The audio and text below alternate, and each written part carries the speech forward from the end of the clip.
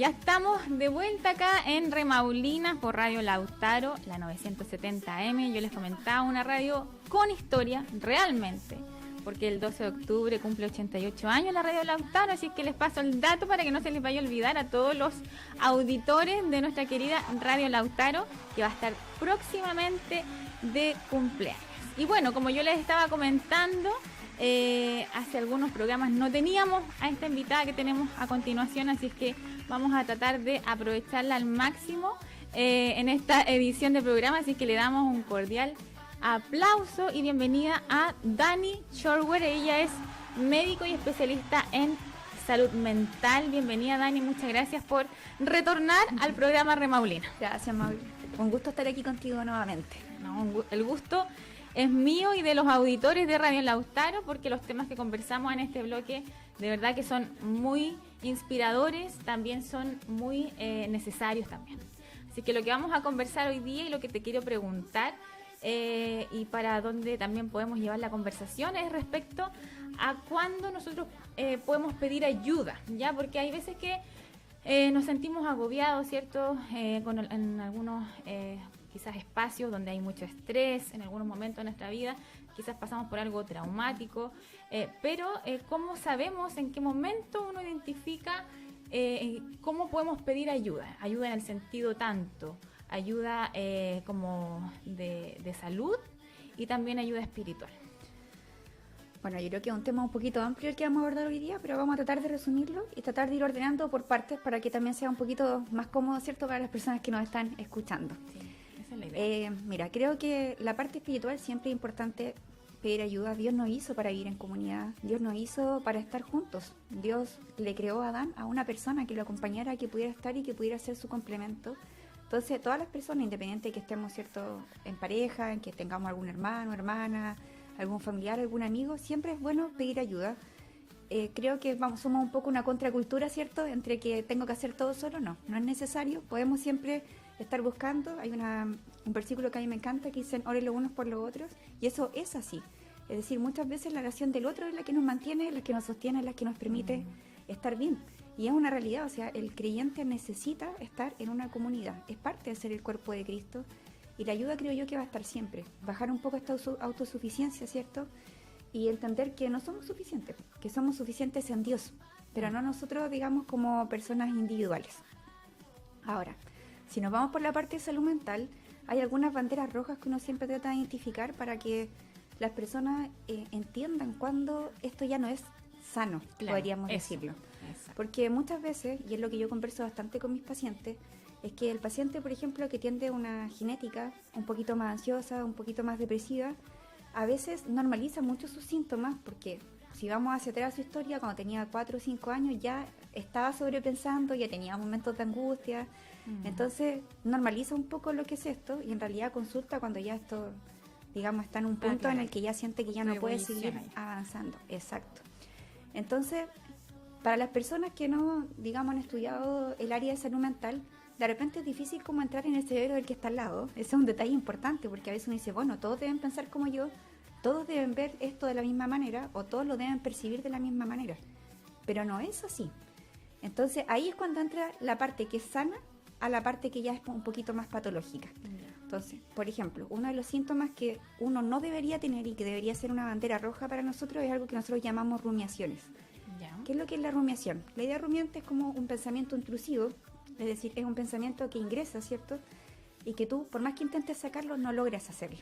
Es un pensamiento que nosotros llamamos que está en bucle, es decir, el pensamiento entra, lo intento sacar, y entre más veces intento sacarlo, vuelve con más fuerza, y finalmente es una idea que se vuelve un poquito circular.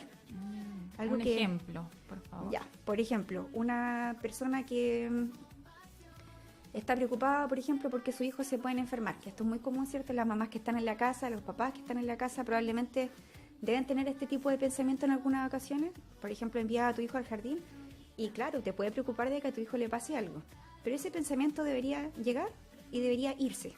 Una vez que tu hijo queda en el jardín, tú ya no deberías estar preocupado de esto. Cuando este pensamiento se vuelve patológico, ya no es solamente que tú dejas a tu hijo en el jardín, sino que además después tus actividades del día están todo el rato rondando, además con esa idea de fondo. Es decir, tú puedes estar trabajando, pero esa idea sigue paralelamente. A lo mejor le va a pasar algo, a lo mejor va a tener un accidente, a lo mejor se va a sentir solo y yo no lo voy a poder acompañar, y esto ya es una idea que viene dando vueltas. Pasa mucho también con los estudiantes, bueno, tú estudias Derecho, Derecho es una carrera bien pesada, me pasa bastante con los estudiantes de Derecho, que por ejemplo tienen un día libre y ya no es tan día libre, porque salgo con mi familia, pero salgo con la culpa y la rumiación de fondo de que en realidad debería estar estudiando porque tengo examen y porque estoy perdiendo este tiempo que en realidad es una inversión, porque pasar tiempo libre y disfrutar también es una inversión. Entonces eso no debería estar ocurriendo. Ahora, yo te diría que por lo menos el 50% de la población tiene pensamientos rumiantes. O sea, el 100% los tiene. Sí, claro. El tema es que no todo es patológico, pero es patológico cuando ya empieza a interrumpir tu vida diaria, cuando ya no te sientes cómodo, cuando ya no es algo que te acompaña el día entero, esta sensación de no poder apagarte, eso justamente es la parte patológica que no debería estar, y ahí sí deberías, por ejemplo, pedir ayuda. Claro, y quizás las cosas que hacemos en el día, todas están en función de ese pensamiento constante, y claro. No es normal ni tampoco es saludable. Esa sería una de las banderas rojas, ¿cierto? Esa es una de las banderas rojas. ¿Cuál sería la próxima? Otra bandera roja que se puede mezclar un poquito con el tema anterior también, es la parte de cuando tú ya sientes que quizás no vivir sería una buena opción. Y este pensamiento viene un poco a veces de manera indirecta, por eso lo voy a desarrollar un poquito más, porque tenemos, ¿cierto?, el paciente que en parte cree que se dice, no, me voy a quitar la vida, digamos, ya tiene la idea concreta, ya sabe cómo lo va a hacer, cuándo lo va a hacer, y eso es algo que uno pregunta directamente en consulta, porque hay que recordar que hablar del suicidio no lo empeora, sino que en realidad previene. O sea, aquí uno tiene que hablar con el paciente abiertamente, y asimismo los papás, las mamás, ¿cierto?, o los hijos deberían hablar con sus padres este tipo de cosas en la casa. O sea, alguien dice, hoy estoy pensando en quitarme la vida, o no sé, siento que ya no vale la pena vivir, ok. ¿Hace cuánto está ese pensamiento? ¿Por qué está pasando? Cuando ya surgen esas frases no hay que dejarlas o darlas por alto, sino decir, oye, no hablé esas cosas y cambiar el tema. O sea, no, al contrario, claro, hay que hablarlas, porque probablemente cuando la persona ya la exterioriza, sobre todo quizá en otros países no pasa, pero en la cultura que nosotros tenemos esto sí pasa, que el paciente lo está diciendo de una forma pasiva, como que está dando señales de alarma. Entonces, claro, pero quienes están en la casa no logran... No toman exacto. La Después, ¿cierto?, nos encontramos con ciertos tipos de tragedia que hubiesen sido evitables si a lo mejor hubiésemos hablado con la persona a tiempo. Entonces, está el paciente, ¿cierto?, o la persona, ¿cierto?, que ya tiene una idea definida de cómo hacerlo, pero hay otra persona que tiene la ideación suicida pasiva, que es que la idea viene, pero la idea después desaparece, pero igual aparece de nuevo nuevamente. Entonces, por ejemplo, dice, creo que a lo mejor mi vida sería... Si yo no hubiese estado quizá en esto no hubiese pasado. Si yo no hubiese vivido. O sea, si yo no por ejemplo, si yo desapareciera, yo creo que nadie me echaría de menos. Bueno, en realidad mis hijos tienen otra persona que los pueda cuidar. Mi mamá quizás podría cuidarlos. Si yo no estoy, ellos van a estar mucho más cuidados con ella que conmigo, por ejemplo. Entonces, esa idea llega a un punto donde ya se empiezan a hacer un poquito más caóticas.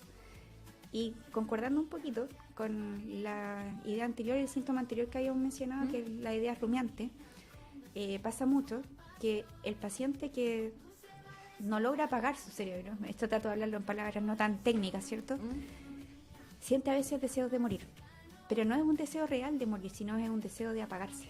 Claro. De poder descansar un poco, desconectarse, desaparecer un tiempo y quizás después poder volver, simplemente porque tiene una voz interna que le habla todo el tiempo y que no lo deja llegar a un descanso total, incluso mientras duerme. Entonces, 24/7 pensando todo el rato en algo, claro, llega un punto donde uno quiere realmente estar en coma. Es una realidad. Sí, y esto me imagino que es transversal en la edad. Claros, igual muchas veces lo vemos más un poquito como más adolescentes. Creo yo que culturalmente lo vemos más en adolescentes, pero ojo, los adultos mayores. Los adultos mayores tienen hartos estos pensamientos y se sienten una carga dentro de sus casas. Muchas veces ya no pueden aportar tanto dentro del hogar, no me refiero a lo económico, sino que a lo mejor ya, no sé, alguien no tiene la fuerza de hacer aseo, por ejemplo, algo que te hace ser tan útil dentro de un lugar, porque es importante hacer actividades. De repente los adultos mayores igual los pasamos de largo y también es un tema que no es menor, que está ahí dando vueltas. O no solamente los adultos mayores en el hogar, los adultos mayores que están solitos también. No, es que ahí ya es un tema un poquito más... El abandono del adulto mayor igual es un tema fuerte, que no es menor. De repente hay algún vecino por ahí que acompaña, pero la edad que tú tengas, si tú estás todo el día solo, claramente te vas a sentir mal. O sea, eso es parte de... Esa sería la segunda. ¿Hay una tercera bandera roja? Sí, la labilidad emocional, tener muchas ganas de llorar. Ya. Todos podemos tener ganas de llorar o es sano llorar, vamos a decirlo de esa manera, siempre y cuando exista un contexto que lo amerite. Por ejemplo, la muerte de un familiar, un estudiante universitario, ¿cierto?, que perdió un ramo, un despido en el trabajo, cosas cotidianas que todos podemos vivir en algún momento. Pero hay veces en que esta labilidad emocional sobrepasa ese tipo de situaciones. Es como que tú te levantas y ya no tienes la motivación de hacer algo, o por ejemplo alguien te dice algo que en otro contexto quizás no te hubiese generado tanta angustia, pero que en el contexto actual en el que tú estás viviendo sí te genera angustia, te genera ganas de llorar, te genera irritabilidad también, que es otra bandera roja. No deberíamos ser tan irritables. O sea, cuando uno está un poquito más irritable, probablemente hay un trastorno ansioso ahí dando vueltas. Perfecto. Entonces, el llorar obviamente es sano, es normal. La gente a veces se dice, ay, pero ¿para qué lloráis por eso? Sí, pues, pero es que es normal, pues hay que decir, o los hombres sobre todo también, que a veces se privan de hacerlo porque consideran que es una debilidad y no lo es, sino que cuando ocurren cosas como bien tú dices, lo más normal es hacerlo. Ahora, cuando no es normal es cuando se mantienen. Claro, cuando esto ya es muy permanente. Y claro, de repente uno ve a alguien y dice, bueno, en realidad esto no es como una situación para estar llorando. Y el pensamiento actual, el pensamiento que viene normalmente es como esta persona quizás es un poco más alaraca. Probablemente está con un episodio un poco más depresivo. Están apareciendo los síntomas y eso hace que esta persona quizás sienta tristeza en situaciones donde normalmente no la sentiría. Que no es un detalle menor. Oye, bueno, ¿hay una cuarta o no? Bueno, en realidad hay hartas banderas rojas. Sí, hay hartas. ¿Cuál sería la más importante que la anedonia? La anedonia es nosotros la definimos como la falta de deseos de hacer cosas y además el no poder disfrutar las cosas que antes sí te generaban un disfrute. Por ejemplo, una persona que antes le encantaba jugar tenis, de pronto hace 2 meses no siente este deseo de asistir. Los amigos lo invitan, tiene el partner que va a jugar con él, va a ir a jugar tenis, golf, no sé, lo que sea que juegue, y esta persona prefiere quedarse en su casa, pero no porque tenga una mejor actividad, sino que porque no tiene ánimo para hacerla. O por ejemplo, levantarte te puede generar mucho esfuerzo y no es porque tengas sueño, es porque tu cuerpo no tiene las fuerzas para poder levantarse. Y ahí ya empiezan a aparecer banderas ya muy rojas, digo yo, que son cosas que ya uno dice el paciente realmente está mal. El paciente que ya no tiene hábitos de higiene, que a uno le puede parecer raro, pero a veces consultan personas que hace 4 meses no se lavan los dientes, porque no tienen el ánimo de hacerlo. Son personas que hacen teletrabajo, que están en su casa, ¿para qué? Tú las ves funcionales, pero no tienen la fuerza de hacer algo tan sencillo como lavarse los dientes, o ducharse, o peinarse, no sé, ponerse aro, las mujeres arreglarnos, que es algo que indica también que la salud mental está funcionando de manera adecuada. Es una bandera roja evidente, que uno puede verlo en el contexto diario, digamos. Por ejemplo, esta falta o de ganas de hacer cosas que antes sí me generaban cierto placer o quizás ánimo y ahora no, ese no de ahora, ¿tiene que haber pasado algo o no necesariamente? ¿Tiene que haber pasado algo traumático en mi vida o no? No. Hay veces en las que sí puede haber ocurrido algo traumático, ahí estamos hablando ya de un estrés postraumático, ¿cierto? O bien un episodio depresivo que se fue prolongando en el tiempo. Por ejemplo, un duelo, por médicamente hablando, debería durar 6 meses. No quiere decir que después de eso no vas a tener tristeza, la vas a tener. Pero ya puedes lograr empezar a integrarte, hacer tus actividades, tener una vida más funcional. Pero esos 6 meses es como lo que está obviamente estudiado, científicamente comprobado. Que no quiere decir que la persona no va a tener tristeza. Si se acuerda de esa persona, va a llorar.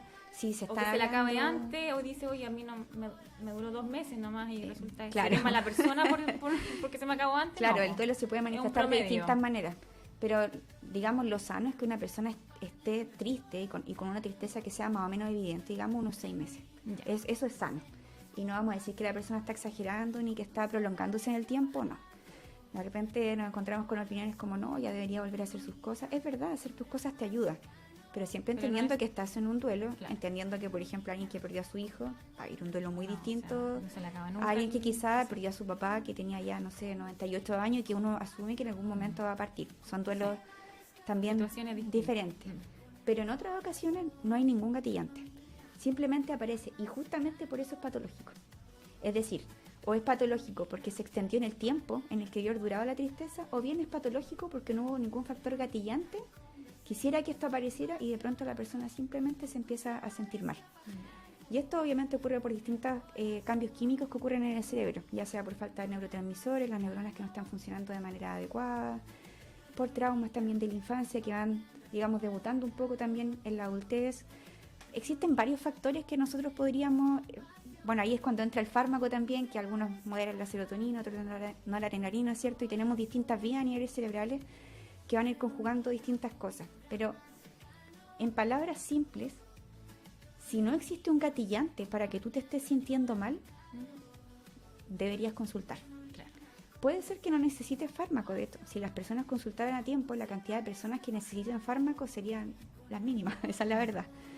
Pero por lo general uno consulta cuando esto ya llegó a un tope y donde ya hasta tu familia te está diciendo que no te considera normal, digamos, que ya no te ves de la forma habitual, y a veces incluso el mismo familiar el que saca la hora de la otra persona. ¿Y esto tiene que ver con algo genético o no tiene nada que ver? Sí, sin duda. ¿Sí? La genética Yeah. Juega un papel súper fundamental.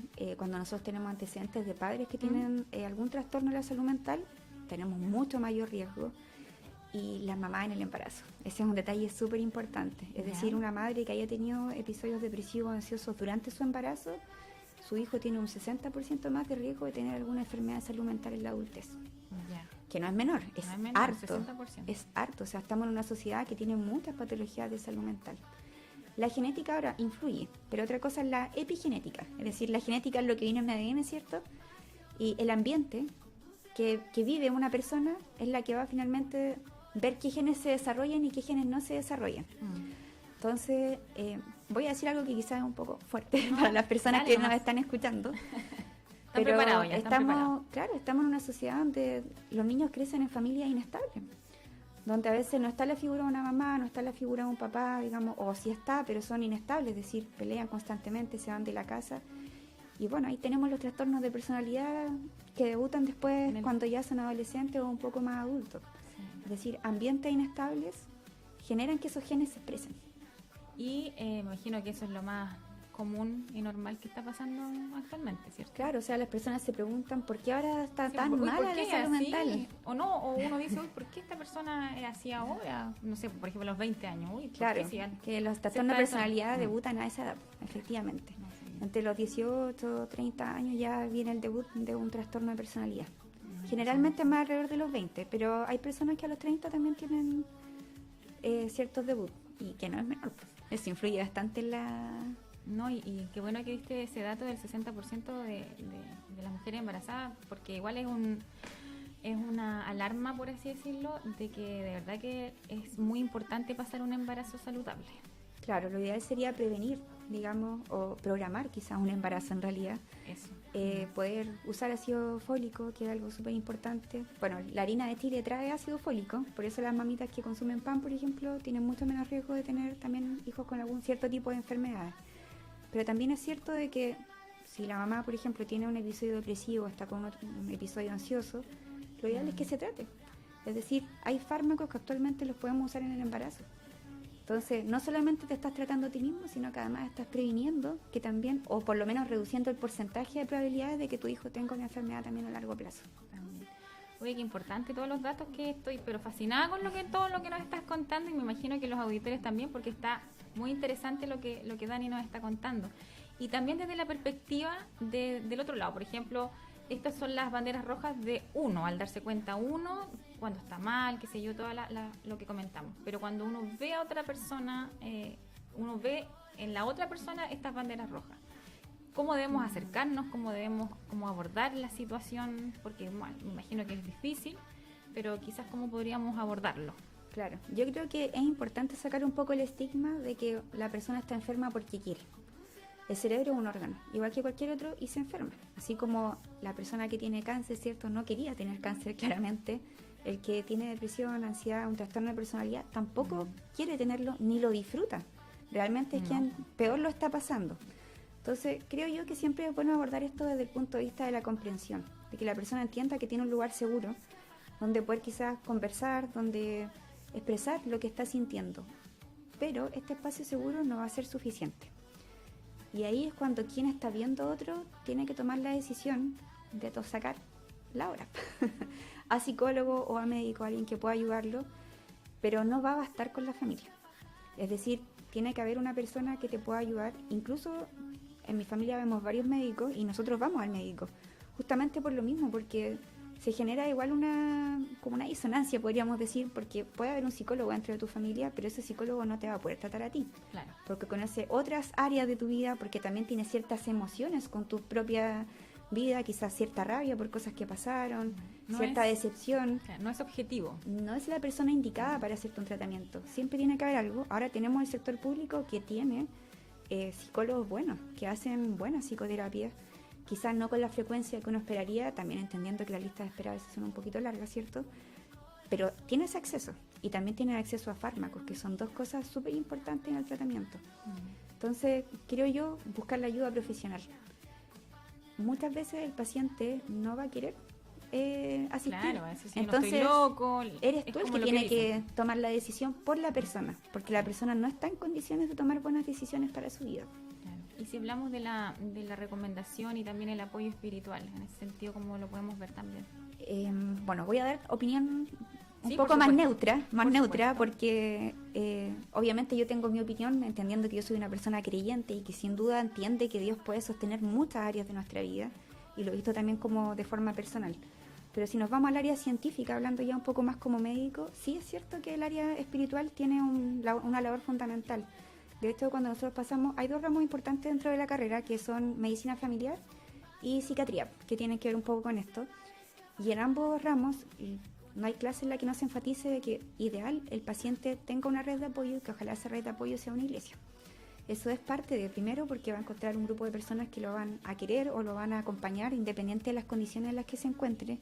Y también porque la parte espiritual juega un rol fundamental. Hay muchos estudios que hablan de eso, algunos un poquito más actualizados también, hay algunos del 2024 ya que se han sacado, que compara pacientes, digamos, que tienen las mismas enfermedades en condiciones similares, frente a pacientes que están en una situación muy similar, pero que, por ejemplo, tienen una creencia en Dios y una relación real con Dios.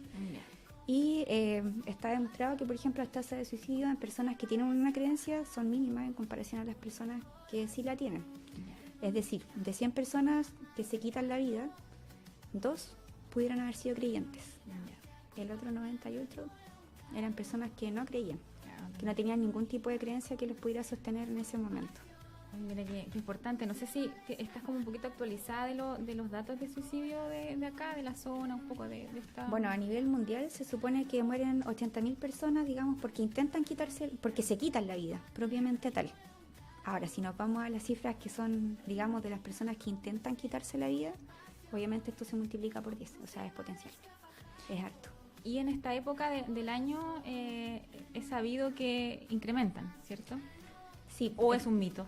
No, es real. Ya. Pasa que es lo que hablábamos al principio, el síntoma anedonia, que es el hecho de no tener las fuerzas para hacer las cosas, digamos, baja un poquito en esta época porque hay más luz, las personas tienen más horarios del día, hay más actividades, entonces muchas veces la persona experimenta una sensación de bienestar.